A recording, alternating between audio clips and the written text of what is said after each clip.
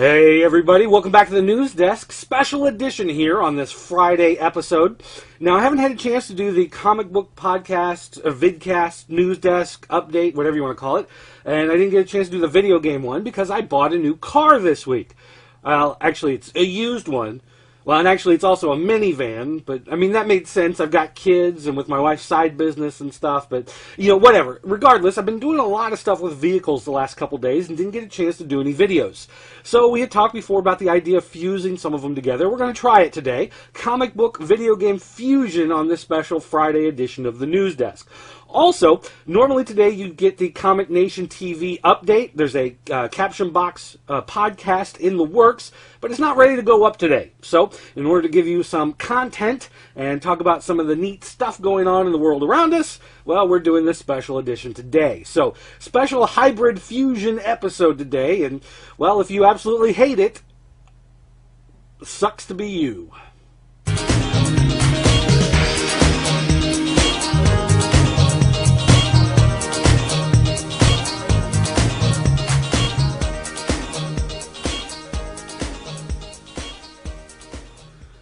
Alright guys, welcome to the show today. We're going to start off by talking about comic books. Now, of course, a lot of people worried about print versus digital as digital comics take off, but it looks like print's still doing a pretty good job. DC Comics has announced that they are doing a number of reprints. Notably, Action Comics is going back for a 5th printing. On top of that, Detective Comics #1 is getting a 6th printing. Batman #1 is getting a 4th printing. Batman 4 is getting a 3rd printing. The Dark Knight #1 is getting a 3rd printing. The Dark Knight #6 is getting a 2nd printing. So, again, big numbers from DC, reprints. Looks like it's staying healthy. Plus the fact that if you want the digital is available 24 hours a day, 7 days a week on Comixology. You can just go out and pick it up. So it still looks like DC's doing good business, but for people worried about the idea of, print versus digital, looks like you don't really have a lot to worry about right now because print is still healthy. All right, some other news going on. Blue Water Productions. Someone from Blue Water Productions leaked a copy of their contract because they haven't gotten paid anything. If you take a look at their contract, the contract released to Bleeding Cool actually shows that artists get paid 20% of the profit, and that's the key. The book has to turn a profit in order for the person to be paid for working at Blue Water. If the book doesn't turn a profit, you don't get a check in the mail. But at least it's a good way to get your name out there, to get some exposure and try to get some work from a real publisher. Now, if you do a book that does happen to take off, maybe one of the fame books or political power books that happens to sell thousands and thousands and thousands of copies, then you may end up making a pretty good penny off of the work. But for the most part, it looks like with Blue Water, you're working for exposure more than you're working for a fat paycheck.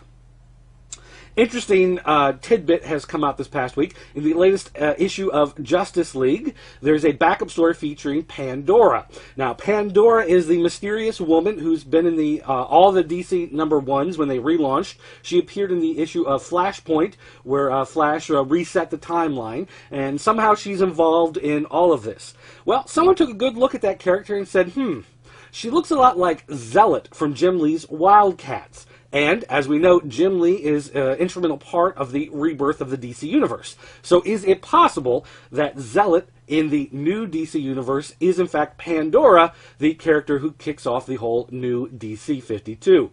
Time will just have to tell, but there are some striking similarities. Let's see. Next up, Sean Von Gorman has created a new book. It is called The Secret Adventures of Houdini. He really wants this book to sell out. I believe it's a trade paperback. And so in order to promote his book, he has handcuffed himself to a chain that he chained to the light post outside of Forbidden Planet Comics. So if you're, happen to be in the area of Forbidden Planet, you can stop by, say hi. Also, you can pick up a copy of the trade paperback and try to get him off the street. It's kind of a fun little, quirky thing that he's doing to draw attention to his book. Not hurting anybody, so right on, whatever. Next up, we got some announcements from Marvel that Jonathan Hickman is leaving the Fantastic Four books. He's got other stuff in the pipeline he's going to move on to. I liked Hickman's run at first. I pretty much gave it up when the Human Torch came back in less than a year, and so I have no idea how it's holding up. I think S.H.I.E.L.D., though, happened to fall apart on him. We'll just have to wait and see where he goes from here. Also, Bendis is leaving the Avengers. He is taking over the X-Men books. He says he's got some other stuff in the works that are much bigger than just taking over the X-Men books. I don't know if he's got some sort of big crossover planned or, you know, what the big deal is, but leaving Avengers and now focusing on X-Men. Hopefully he's got some long, 8-year plan, for the X-Men, just like he happened to have with the Avengers. Todd McFarlane has been ordered to pay Neil Gaiman for their copyright little tiff that they had about Hellspawn, Angela, Medieval Spawn, all of that fun stuff. The judge has ordered $382,000 plus interest. And with interest, that may make it close to $450,000. So, I guess, Todd, you gotta respect creator rights. How odd is that? Next up, let's take a look at video games. Alright guys, video game news this week. First up, PlayStation Vita has sold 1.2 million units worldwide and 2 million software units. Now, some of you are thinking, I don't know, is that good? Is that bad? Well, Jack Tretton, president of Sony USA, said he hoped that the Vita would sell 500,000 units in the United States in the first 3 weeks. They've hit 1.2 million worldwide, and it's only been about a week or so that it's been out in the U.S. So that's pretty good at how it's selling. We'll just have to see, how quickly it continues to grow. The fact that they have sold 2 million software units is a pretty good sign that people are buying extra games to go with them. So good on them for that. Next up, the developers of the game Joustin' Beaver are suing Justin Bieber because the handlers of Bieber are suing the makers of Beaver.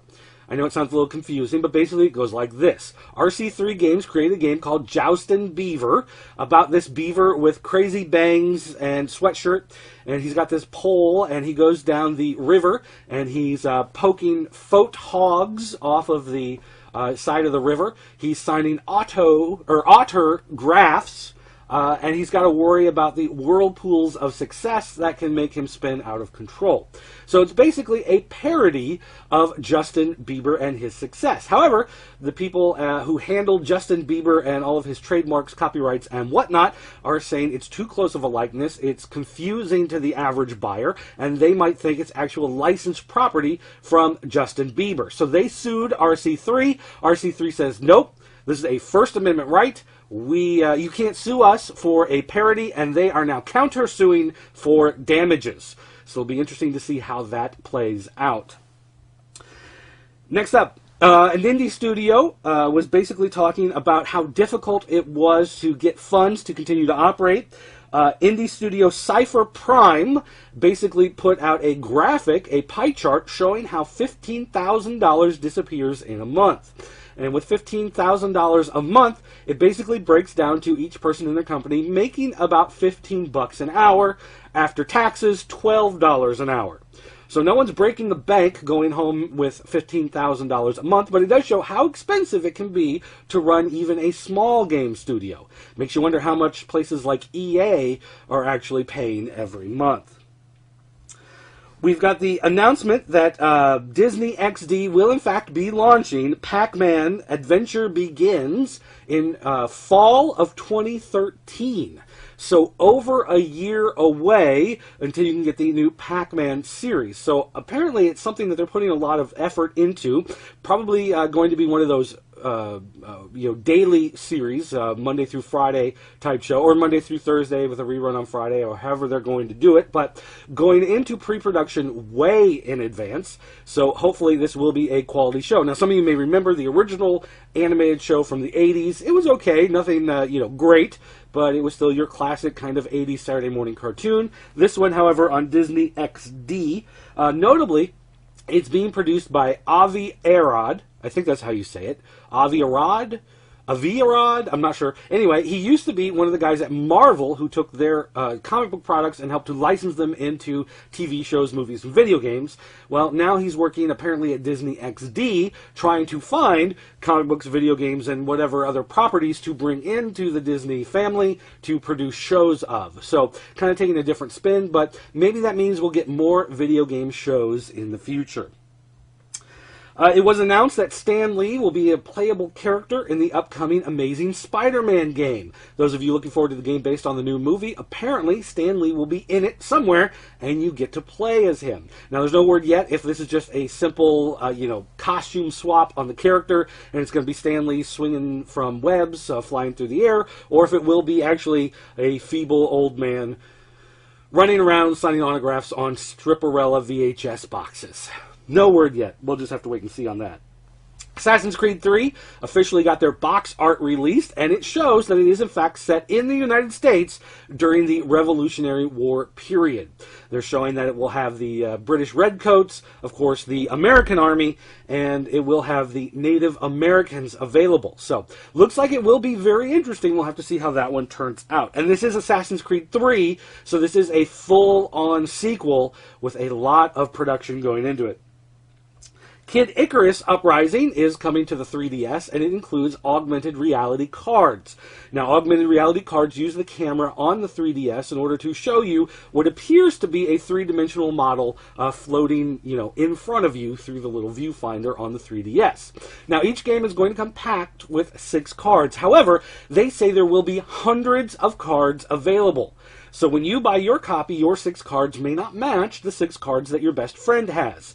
And they are going to be, hopefully, selling cards in packs separately in the future.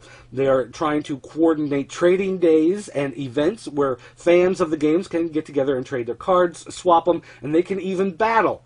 Almost sounds kind of like a little pocket monster game I heard about one time. Trying to collect them all. Let's see, what else do we have here? Battlefield 3 Aftershock. This game went onto the iPad. It was available in the app market. This was a Battlefield 3 tie-in game. Apparently so lousy, EA pulled it off the market last week, said that they were going to retool it, reevaluate it, see what they could do to make it better because people just thought it sucked. Well, as it turns out, the way to fix it is to throw it away. They've said it will not be returning to the App Store. The servers will remain online until the end of March, and then they're shutting them down, and they're forgetting that the game ever existed. So I don't know if this was a paid game, or if this was a free download, but if you're one of the ones who happen to have it, play it all you want now, because it is going away. Alright guys, that's going to do it for the news update today. Thanks for watching this special hybrid fusion episode. I don't know, I was trying to come up with a word there and it just kind of fell apart on me. But if you'd like to leave a voicemail, don't forget you can call our 24-hour voicemail line. It's area code 217-953-4025. Also, if you want to send an email, you can send it to dirt@popculturenetwork.com. Don't forget to stop by popculturenetwork.com, join the forums, talk with all your new best friends that you're going to make online on our message board. Thanks for watching, everybody. I'll see you next time.